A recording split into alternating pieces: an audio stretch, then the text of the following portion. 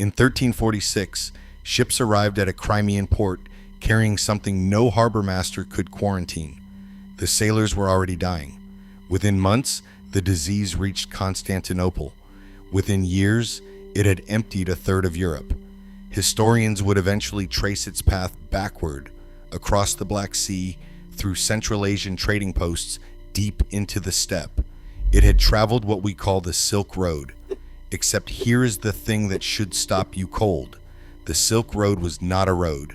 The name did not exist until 1877. And the network that carried that plague was nothing like what the name suggests. What was it then? That is the question this video is actually about. I want to start with what most of us picture when we hear Silk Road, because the image is genuinely compelling, and it is not entirely wrong. You probably see camel caravans, maybe hundreds of animals in a line, crossing Ochre Desert between China and Rome. A merchant sitting in Chang'an decides to send a bolt of silk west. His agents load it onto camels. Those camels walk, week after week, across Central Asia, through Persia, into the Mediterranean world. The silk arrives in Rome, where senators wear it and complain about the cost. The whole thing works like a very long, very slow highway. That image has survived for decades in textbooks, documentaries, and museum exhibits because it captures something emotionally satisfying. It makes the ancient world feel connected in a way that mirrors our own.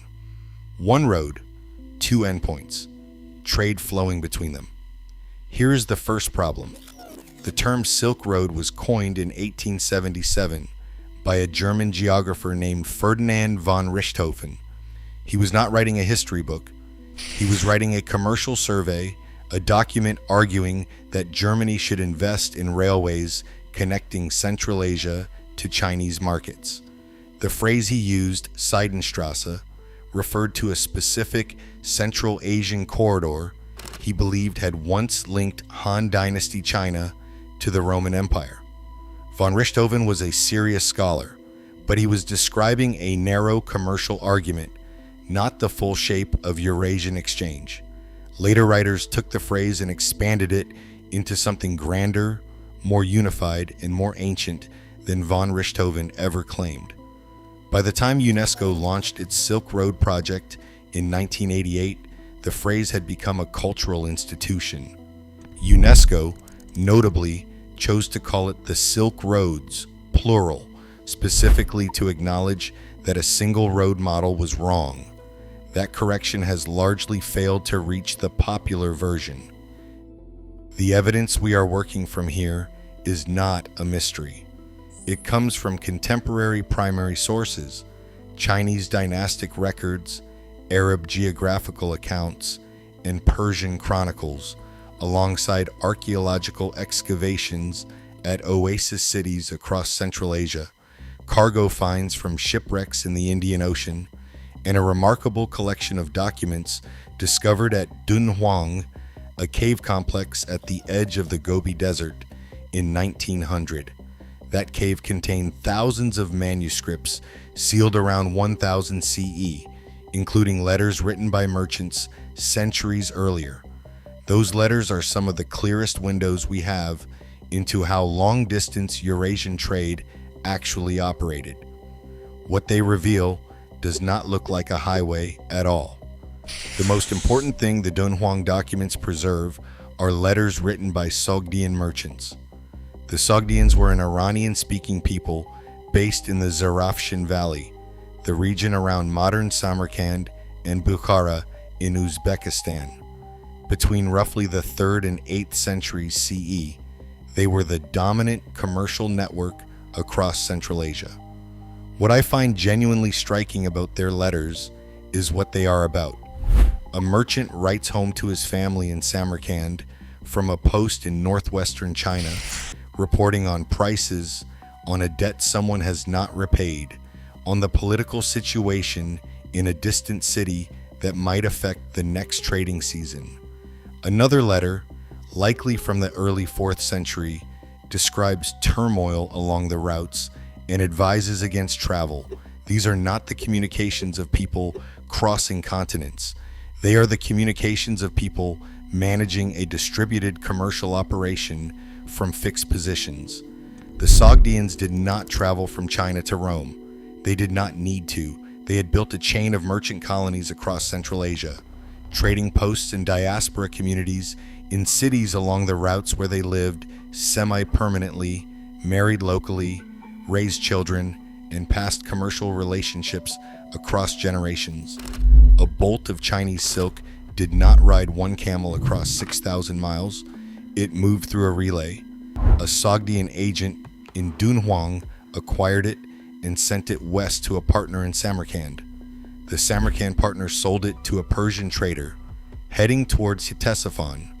The Persian trader moved it toward Byzantine or Arab merchants who carried it into the Mediterranean. Every transaction along the chain involved different people, different currencies, different political contexts, and different risks.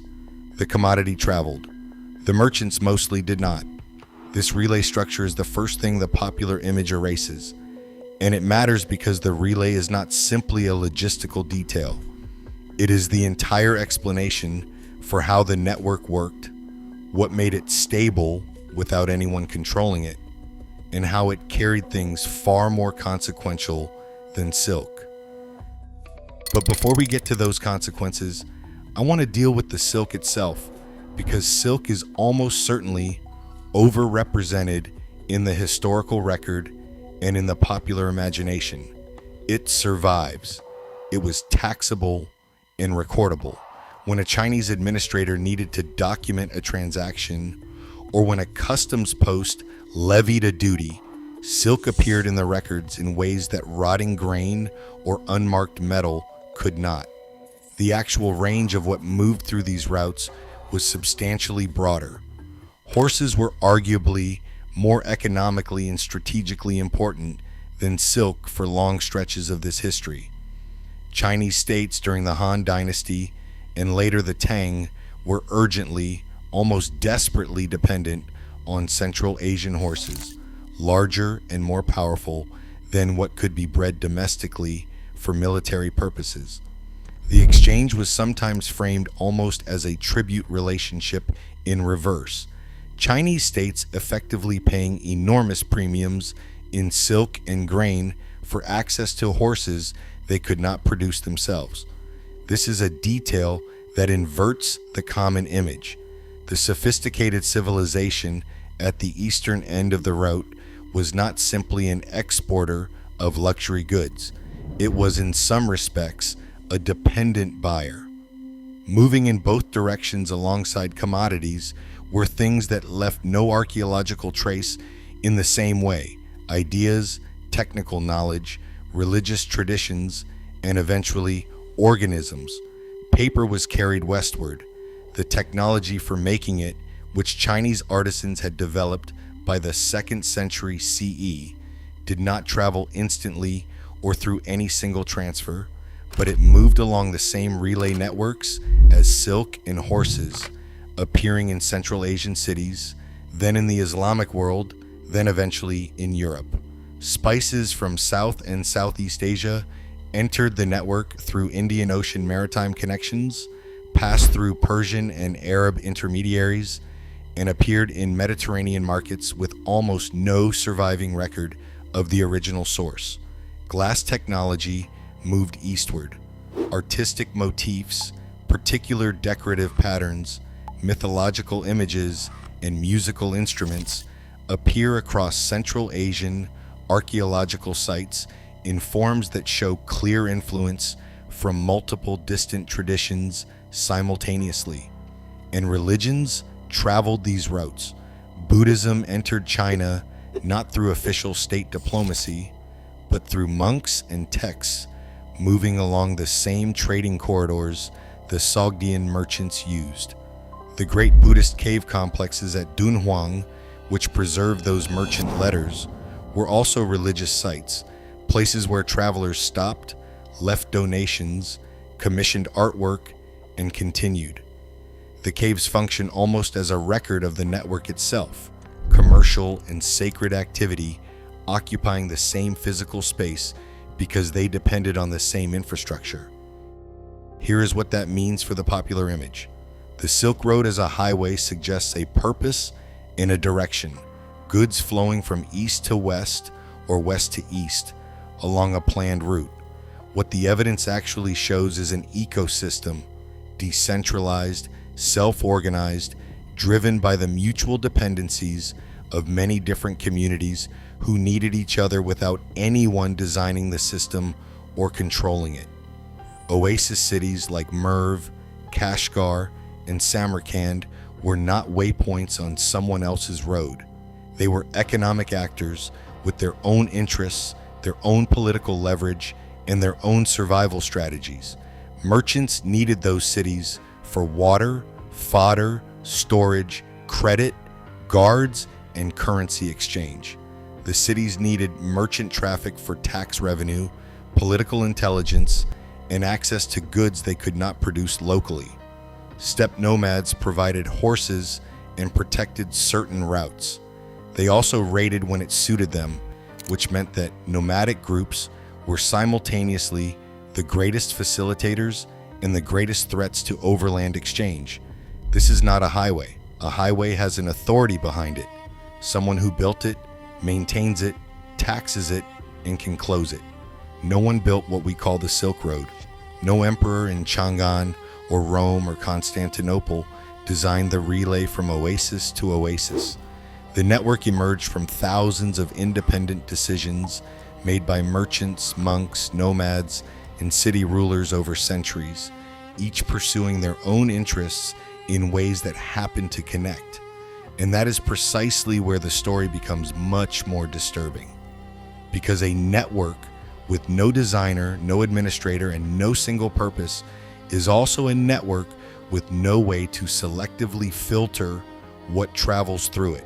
The plague that killed a third of Europe traveled through this ecosystem exactly the way silk did, in stages, through intermediaries, passed from community to community along chains of contact that no one was monitoring and no authority was governing.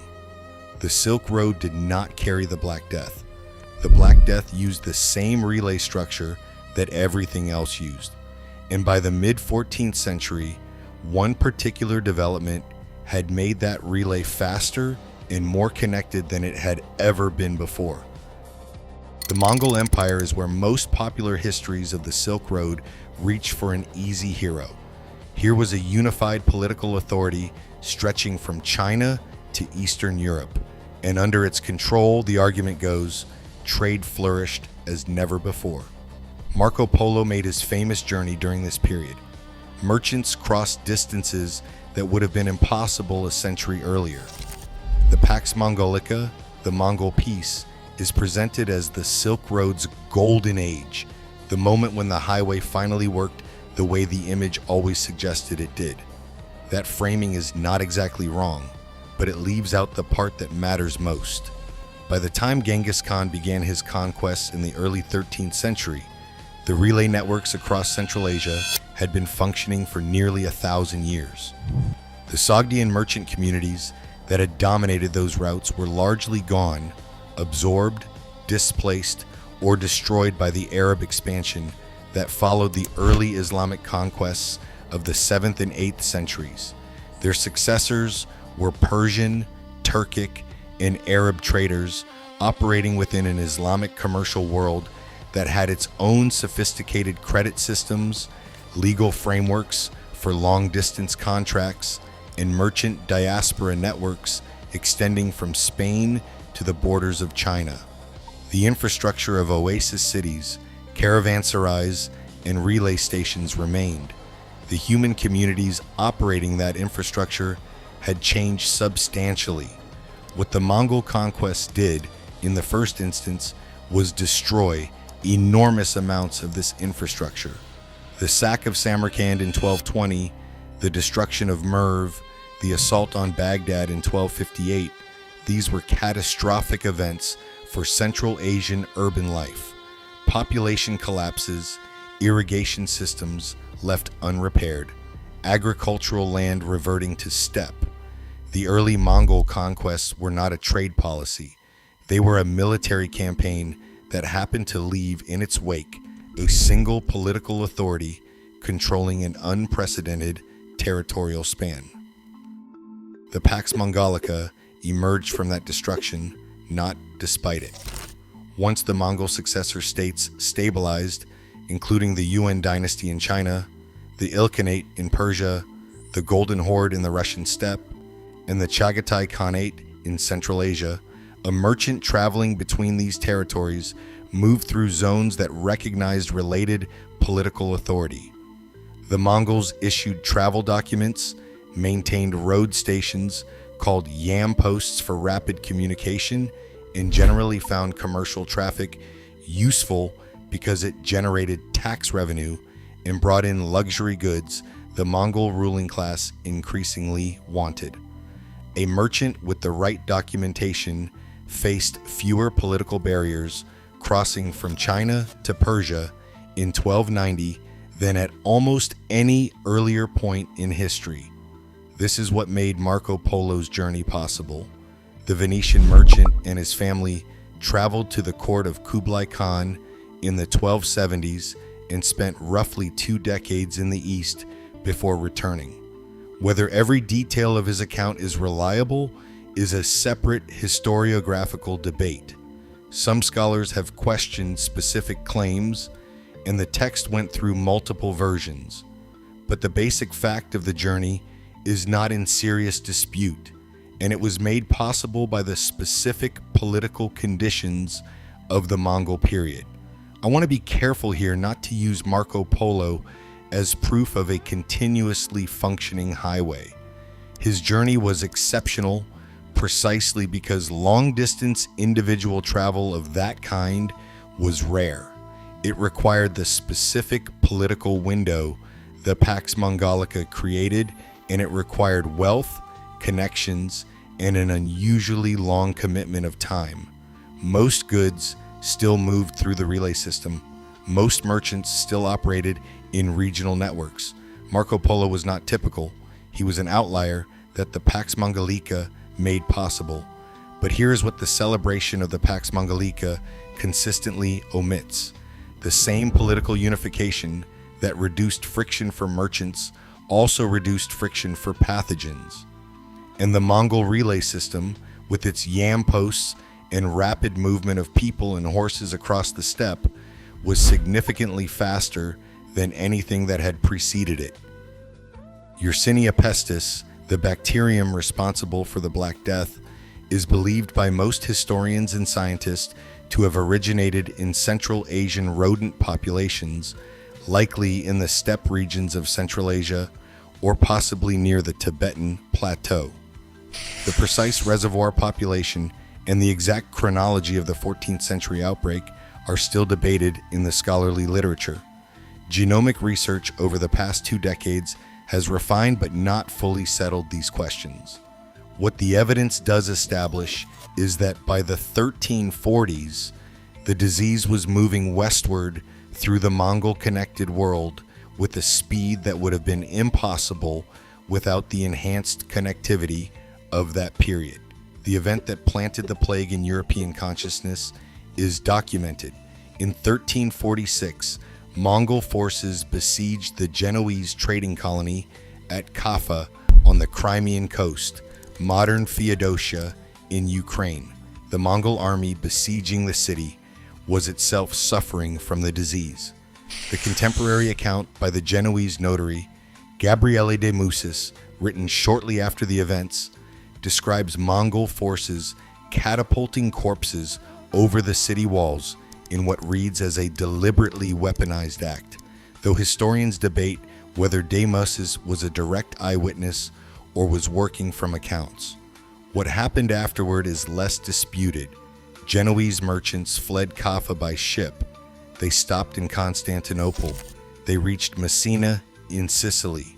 By early 1348, the disease was in France, England, and moving through the Holy Roman Empire.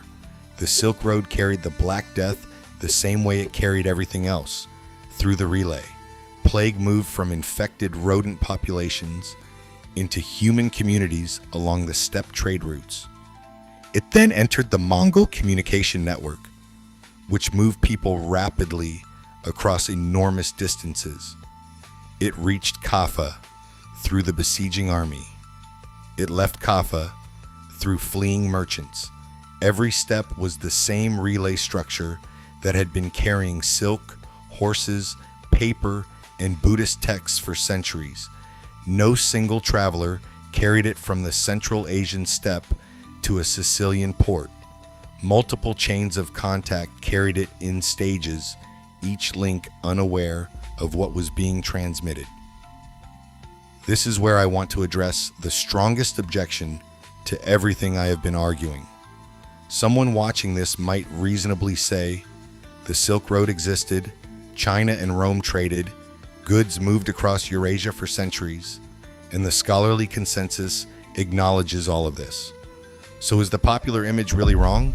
Or is this just a semantic argument about whether to call it a road?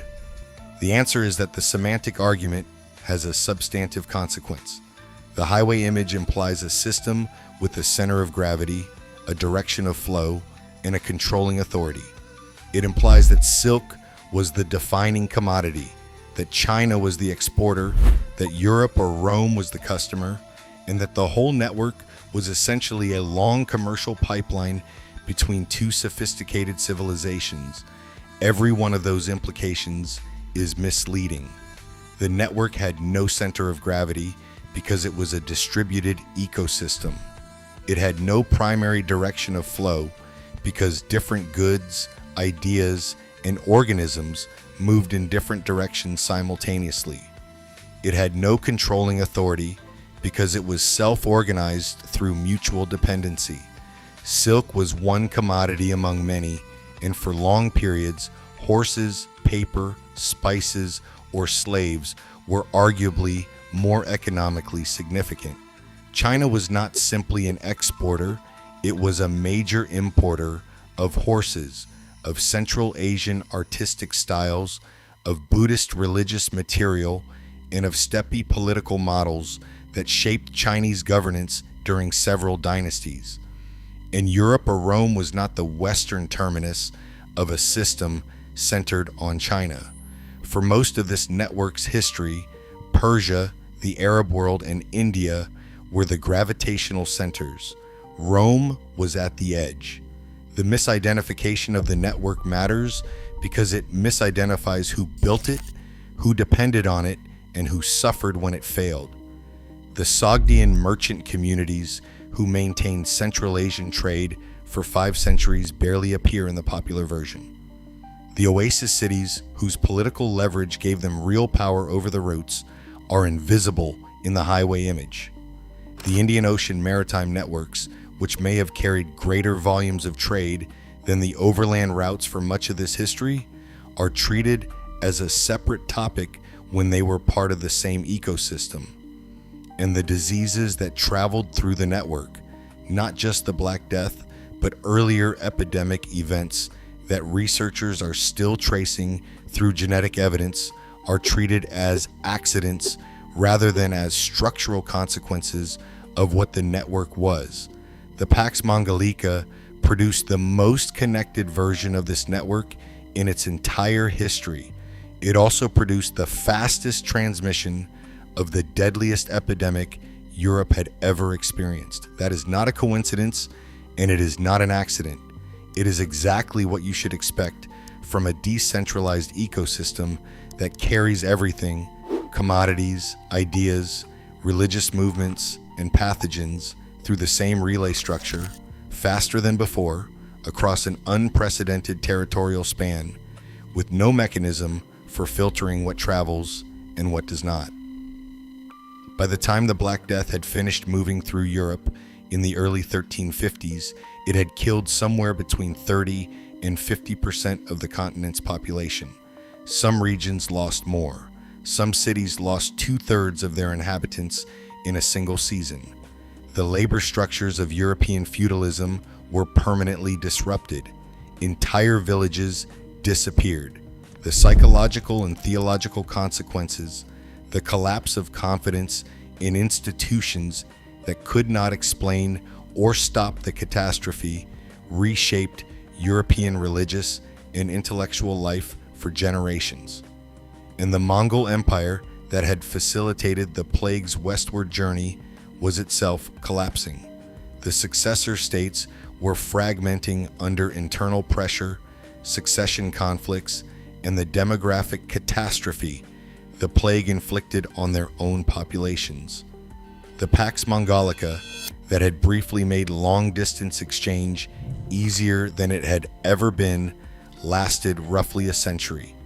By the mid-14th century, the political conditions that had produced it were dissolving. What came next was not the end of Eurasian exchange, but it was a reorganization, a shift in routes, in dominant powers, and eventually in the direction of European commercial ambition, whose consequences reshaped the modern world in ways that traced directly back to the structure of the network that the name Silk Road has always undersold. The fragmentation of the Mongol Empire did not end Eurasian trade, it rerouted it. And that rerouting is where the story of what we call the Silk Road connects directly to the world we actually live in. Through the late 14th and into the 15th century, the overland routes through Central Asia became progressively more difficult. The Mongol successor states that had maintained the Yam relay system and issued travel documents were breaking apart into competing regional powers.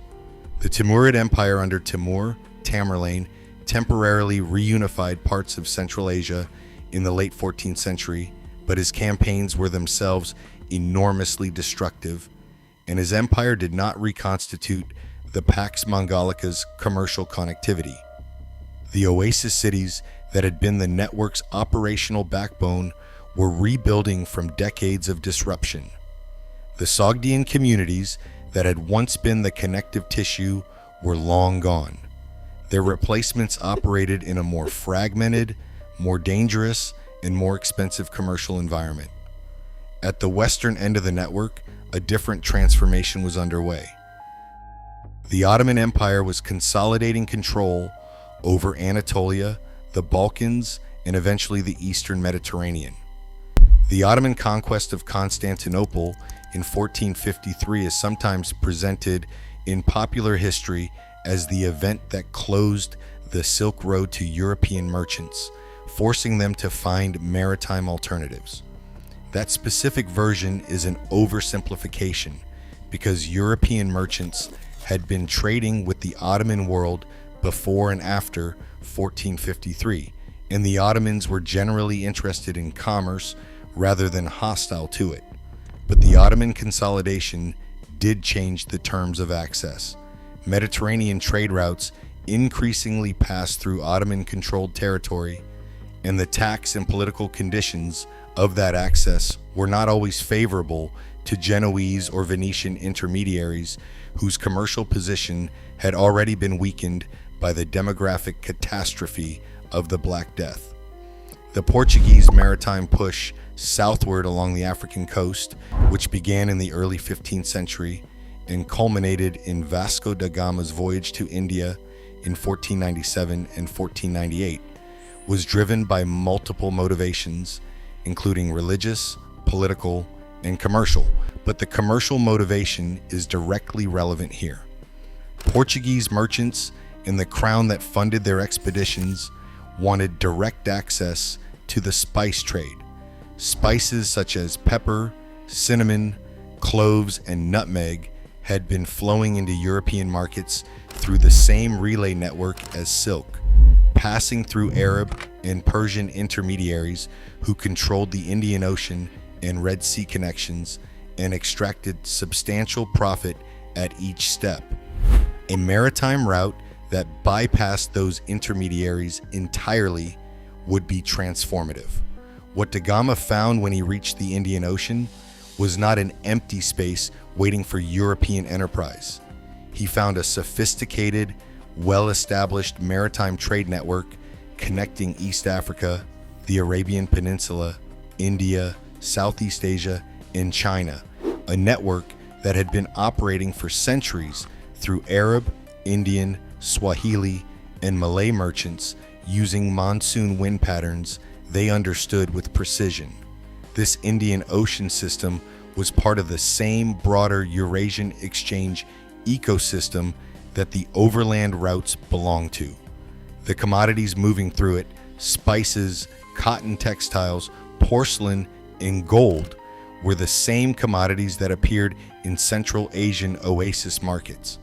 The two systems were not separate, they were different branches of the same decentralized network. The Portuguese entry into the Indian Ocean was violent.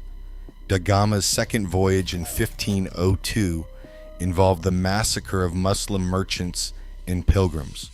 The Estado de India that Portugal built was a militarized commercial monopoly enforced through naval power and the strategic control of key ports. This was something genuinely new, not a relay network sustained by mutual dependency, but a coercive system backed by military force attempting to redirect commercial flows that had operated through negotiation and competition for centuries. The existing Indian Ocean merchants did not disappear. They adapted, found alternative routes, and continued operating in spaces Portuguese naval power could not consistently reach. But the terms of Eurasian exchange had changed fundamentally. Here's what that means for the story we started with. The overland relay network, what we call the Silk Road, had operated for roughly 15 centuries through a logic of mutual dependency. Cities needed merchants, merchants needed cities, nomads needed agricultural goods, agricultural communities needed nomadic horses and protection. No one designed this, no one enforced it centrally.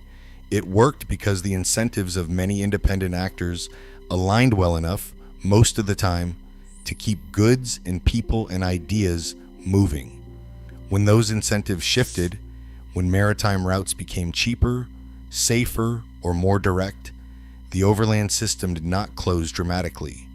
It declined gradually, unevenly, and partially, while the maritime networks that had always been part of the same ecosystem expanded. The popular version of this story tends to present the Silk Road as having an ending, usually somewhere in the 15th or 16th century, when European maritime expansion supposedly made it obsolete.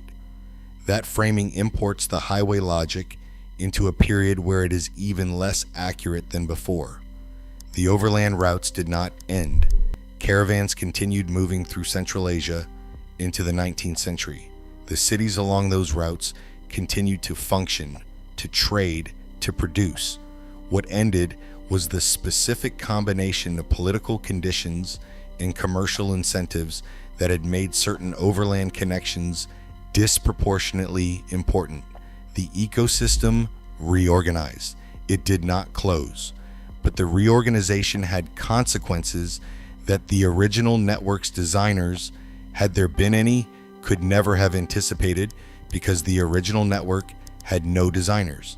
One consequence was the eventual European dominance of global maritime trade, built initially on the displacement of Arab, Persian, and Indian Ocean intermediaries.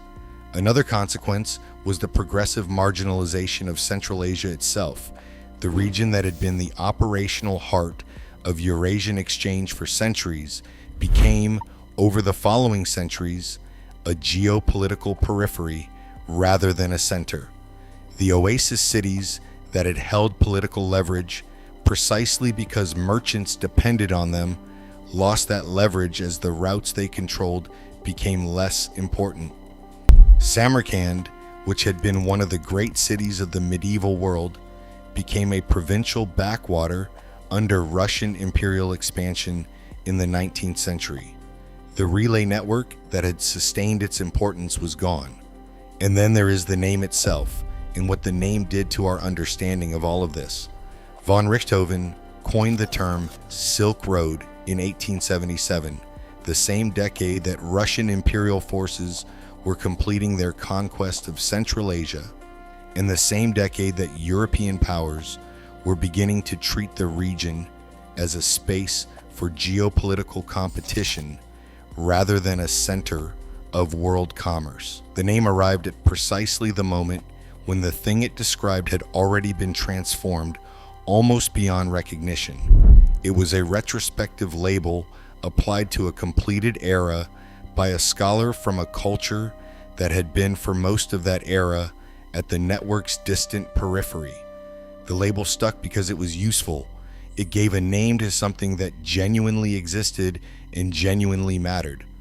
But it also encoded specific assumptions that the network was primarily a road rather than an ecosystem, that silk was its defining commodity rather than one of many, that China and Europe were its poles rather than Central Asia and the Indian Ocean world being its centers, and that the network's primary purpose was connecting sophisticated civilizations rather than sustaining the communities, Sogdian merchants, Oasis City rulers, steppe nomads, Indian Ocean port operators who actually built and maintained it.